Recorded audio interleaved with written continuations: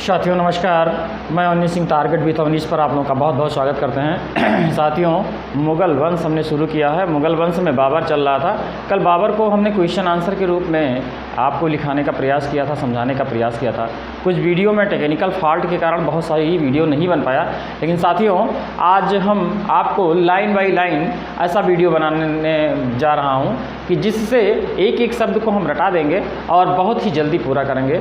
और नहीं तो डिक्टेशन में आधा टाइम ख़त्म हो जाता है और बाद में टाइम बहुत कम बचता है, और इसी कारण अभी सिलेबस भी बहुत जल्दी करना, इसी कारण ख़त्म नहीं हो पा रहा। और सिलेबस को हमको बहुत जल्दी समाप्त करना है पेट के एग्ज़ाम से, और बहुत ही जल्दी हम आपको करंट में जो देंगे वो करंट बिल्कुल हम ऐसा इम्पॉर्टेंट और वेरी इंपॉर्टेंट छाट के देंगे कि उसमें कम से कम 80% उसी में से मिलेगा। ज़्यादा आपका नहीं लेंगे, उसमें 2-3 वीडियो में ही हम समाहित करेंगे जो मूल जहाँ से आते हैं। फिलहाल आज हम मध्यकालीन इतिहास, प्राचीन इतिहास हो चुका है, आज मध्यकालीन इतिहास में हम मुग़ल वंश, जिसमें बाबर सबसे पहला व्यक्ति भारत में आने वाला, मुग़ल वंश से, जो कि चंगेज खां की तरफ से 14वां और चगताई वंश के तुर्की की तरफ से 5वां वंशज का वंश था।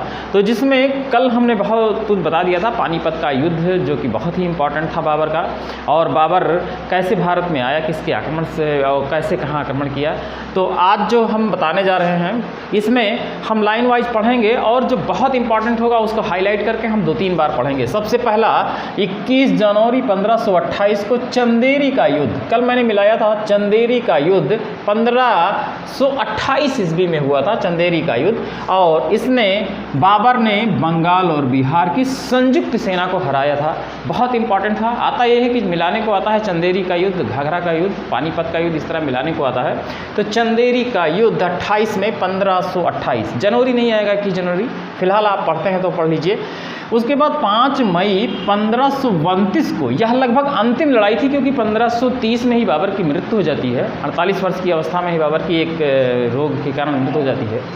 तो 1529 में घाघरा का युद्ध होता है, बहुत इंपॉर्टेंट है घाघरा का युद्ध। इसमें बंगाल तथा बिहार की संयुक्त अफगान सेना को हरा देता है, और यह जल और थल में लड़ा जाने वाला भारत का प्रथम युद्ध है।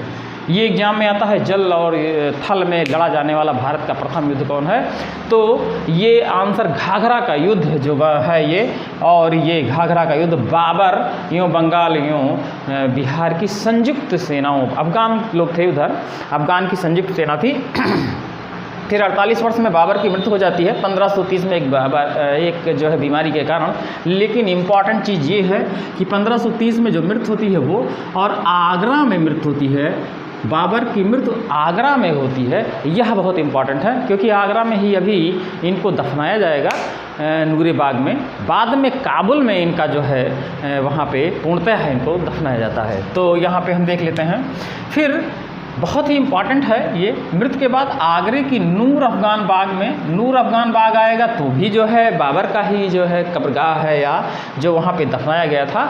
और बाद में काबुल के निकट एक पहाड़ी शाही बाग, ये मिलाने को आता है हमेशा कि बाबर का जो है कहाँ दफनाए गए, हुमायूं कहाँ दफनाए गए, अकबर कहाँ दफनाए गए, या जहांगीर, इस तरह मिलाने को आता है हमेशा। तो ये शाही बाग ऐसे याद रखिए, नूर और शाही एक साथ जो है बाबर जो है नूर और शाही जो है दफनाए गए। फिर 1524 में सैयदपुर, बहुत इंपॉर्टेंट है, सैयदपुर में बाबर की मुलाकात गुरु नानक से होती है। पहली बात तो ये कि किस सिख गुरु से बाबर की मुलाकात होती है, तो गुरु नानक से सिख की मुलाकात होती है। दूसरी इंपॉर्टेंट चीज़ ये है कि सैयदपुर में मुलाकात होती है, बाबर की सेना भी रहती है, बाबर भी रहते हैं, और गुरु नानक से मुलाकात होती है, बहुत इंपॉर्टेंट है। और फिर आगे देखते हैं, तो जो कि बाबरी के अनुसार बाबर में भेरा के किले जीतने के लिए सर्वप्रथम गोला बारूद और तोपखाने का प्रयोग किया गया। बहुत इंपॉर्टेंट है, तोपखाना कई बार आया है कि तोपखाना का प्रयोग सर्वप्रथम किसने किया, तो बाबर ने सर्वप्रथम जो है, और ये भेरा के युद्ध में किया। ये भी इंपॉर्टेंट है, किस युद्ध में सर्वप्रथम गोला बारूद या तोपखाने का प्रयोग किया गया, तो यह भेरा के युद्ध में किया गया। बहुत ही इंपॉर्टेंट है ये कि सर्वप्रथम, और जहाँ जहाँ सर्वप्रथम लगता है वैसे भी इंपॉर्टेंट हो जाता है, ये जाने रहिए। तो गोला बारूद का प्रयोग किया। और फिर किस युद्ध में, तो भेरा के किले में उसने किया था। अच्छा, दूसरा बहुत इंपॉर्टेंट है, बाबर ने फारसी में कविता में एक नई शैली, मुबय्यान शैली, बहुत इंपॉर्टेंट, बहुत बार आ चुका है, सारे कंपटीशन में आता, IAS PCS या टेट सुपर टेट होने वाला है या TGT PGT होने वाला है, कोई भी विद्यार्थी इसको, और खैर आने वाले पेट के एग्जाम में भी ये सब इंपॉर्टेंट बन जाते हैं, क्योंकि ये बहुत बार एग्जाम में आए हैं और इन्हीं से इतिहास बनता है, इन्हीं से बदलता है। किसी भी साम्राज्य को हम उसके राजनीतिक समीकरण, राजनीतिक जीत और उसके बाद उसकी सांस्कृतिक क्रियाकलाप को हम जरूर देखते हैं। अगर राजनीतिक, सांस्कृतिक और सामाजिक और क्रियाकलाप अच्छे हैं तो जाहिर सी बात है कि वह साम्राज्य बड़े समय तक रहेगा। हाँ, हालांकि बाबर का जो है बहुत दिनों तक नहीं रहा, लेकिन बाबर ने, लेनपुन के शब्दों में कहा, बाबर ने जिस तरीके से नींव रखी थी, अकबर उसी नींव पर जो है अपनी साम्राज्य को कायम किया। कहने का मतलब आगे हम लिखा देंगे कि बाबर ने ही नींव रख दी थी और उस नींव को इमारत खड़ा किया था अकबर ने, जो कि पूरे भारत नहीं बल्कि पूरे विश्व में जो है उसका नाम है। तो फिर बाबर ने फारसी में एक कविता मुबय्यान, बहुत इंपॉर्टेंट है, मुबय्यान को जन्म दिया। अभी एक बार हम रिवीजन भी कर लेंगे।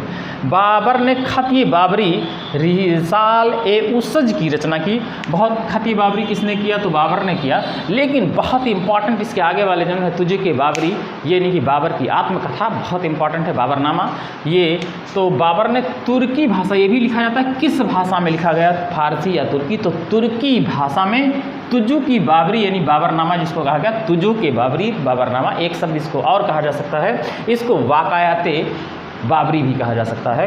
तो या तो तुझकी बाबरी कहिए या बाबरनामा कहिए या वाकयाते बाबरी कहिए। यह बाबर की आत्मकथा थी और यह बाबर ने तैयार किया था। बहुत ही इंपॉर्टेंट है, बहुत इंपॉर्टेंट है। फिर उसके बाद इस बाबर का जो आत्मकथा था वो अकबर के समय में फारसी भाषा में अब्दुल रहीम खान खाना और प्यादा खान ने किया। ये अब्दुल रहीम खान खाना बहुत ही इंपॉर्टेंट व्यक्ति हैं। अब्दुल रहीम खान खाना और प्यादा खान ने बाबर की आत्मकथा यानी तुझके बाबरी या बाबरनामा का फारसी में अनुवाद किसने किया, तो अब्दुल रहीम खान खाना या प्यादा खान ने किया। फिर श्रीमती बेब्रिज ने इसका अंग्रेजी में, मूल तुर्की भाषा से अंग्रेजी में किया। हालांकि इसका जो अंग्रेज, कुछ और अंग्रेज थे, उन्होंने किया था स्कर्किन और इस तरीके से एक और अंग्रेज हैं। तो लेकिन जो एग्जाम में आता है, श्रीमती बेब्रिज ने मूल तुर्की भाषा से जो अंग्रेजी में अनुवाद किया था, वह जो है वो मूल तुर्की भाषा बहुत इंपॉर्टेंट है।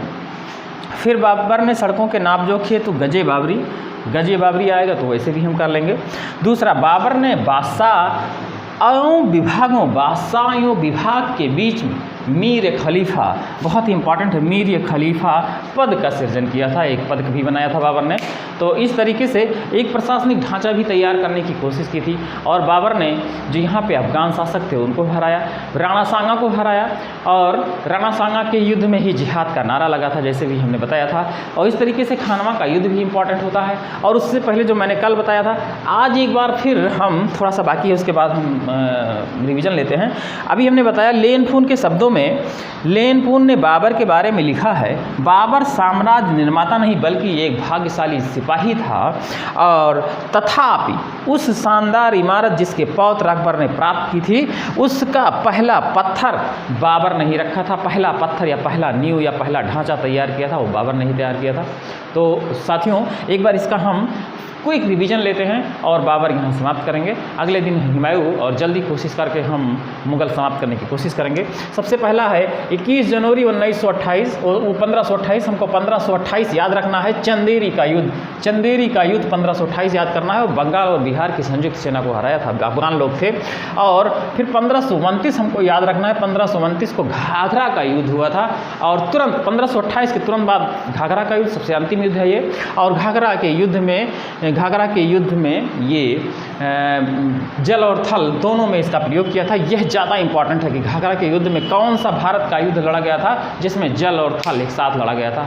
तो ये सर्वप्रथम जल और थल है। हालांकि इस समय तो जल और थल दोनों युद्ध लगातार हो रहे हैं, लेकिन सर्वप्रथम की बात आती है तो हम यहाँ पे बाबर का युद्ध घाघरा में बाबर और बंगाल और बिहार की संयुक्त सेना को 1529 में, फिर 48 वर्ष में इनकी मृत्यु हो जाती है।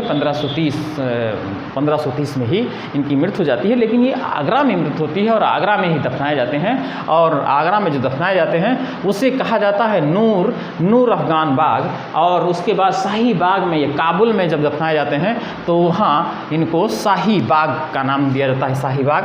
फिर सैयदपुर में गुरु नानक से सबसे पहली मुलाकात बाबर से होती है। ये बराबर आता है कि किस मुग़ल शासक का जो है गुरु नानक से मुलाकात हुई थी तो बाबर से, या बाबर से किस सिख गुरु से मुलाकात हुई तो गुरु नानक से। या ये भी प्रश्न आता है कि कब जो है गुरु नानक, कहाँ पे गुरु नानक और जो है बाबर का जो है मुलाकात हुआ था, तो सैयदपुर में मुलाकात हुआ था। फिर फारसी कविता की एक नई शैली मुबैयान शैली, बहुत इंपॉर्टेंट है, मुबैयान शैली की शुरुआत भी बाबर ने किया था। उसके बाद बाबर तुर्की भाषा में तुझकी बामरी तुर्की भाषा में लिखा था, बाबरनामा तुर्की भाषा में लिखा गया था, बहुत इंपॉर्टेंट है। और उसके बाद इसको वाक़यात बाबरी या तुझके बाबरी या बाबरनामा कहा जाता है। और बाबर ने अपनी आत्मकथा अकबर के समय में फारसी में अकबर ने करवाया था या अकबर के समय में किया गया था, प्यादा खां और अब्दुल रहीम खान खाना बाबरनामा का फारसी में अनुवाद किया गया था। फिर इसका अंग्रेजी में बेब्रिज थी, तो बेब्रिज ने अंग्रेजी में 1805 में किया था, मूल तुर्की भाषा से किया था, ये भी बहुत इंपॉर्टेंट है। फिर उसके बाद बाबर ने जो सड़कों का नाप जोख हुआ था वो गज्जे बाबरी था, तो गज्जे बाबरी से किया, मतलब बनाया था उन्होंने माप तौल का एक इकाई। और लेनपुर के बारे में लिखा है कि बाबर साम्राज्य निर्माता नहीं बल्कि एक भाग्यशाली सिपाही था, तथापि उस शानदार इमारत जिसका पौत्र ने आगे साम्राज्य प्राप्त किया, साम्राज्य बनाया, उसके नींव का पहला पत्थर बाबर ने रखा था या उसकी नींव बाबर ने रखा था। हालांकि ये मेंस के दृष्टिकोण से ऐसे ही प्रश्न बन जाते हैं, टोटल उठा के यही इनके शब्दों को रख दिया जाता है और इसको तर्क के द्वारा इसको सिद्ध किया जाता है। तो खैर ये अभी हम राजनीतिक जो है एक प्रीलिम के वनडे के एग्ज़ाम के हिसाब से तैयार करें, और या पेट के एग्ज़ाम में तो बहुत इंपॉर्टेंट है, यह कुछ छूटा नहीं है इसमें। बाबर में कल का जो हमने लिया था आज जो लिया उसमें कुछ भी नहीं छूटा है, और आगे हम हुमायूं लेंगे और उसके बाद लेते जाएंगे। और जल्दी से हम इतिहास के साथ साथ हम एक करंट का हम देंगे जो 70-80% आएगा, उस समय बचने पर हम ज्योग्राफी और साथ में साथ पॉलिटी भी कराएंगे। तो साथियों, अगर आपको वीडियो अच्छा लग रहा हो तो सब्सक्राइब करिएगा, लाइक करिएगा, शेयर करिएगा। साथियों नमस्कार, जय हिंद।